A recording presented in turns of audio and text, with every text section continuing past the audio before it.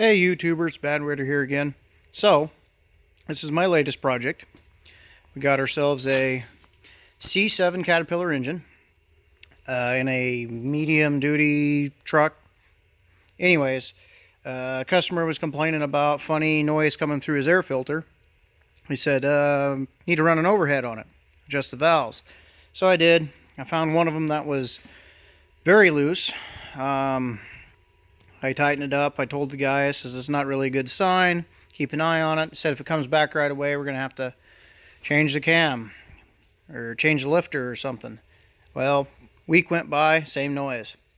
Come to find out, these C7 cats are notorious for having these followers, these lifter followers, have this brass pin that comes out, and then they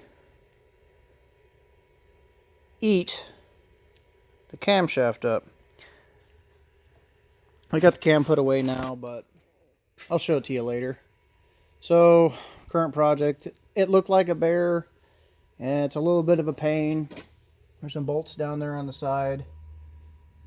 Can't even show you what it is. But anyways, they're a pain to get at, barely get at those bolts. I suppose there's an easier way to do it, but that's just the way I did it. So, this is my next project. Let you know when it's done. Mad Winter out.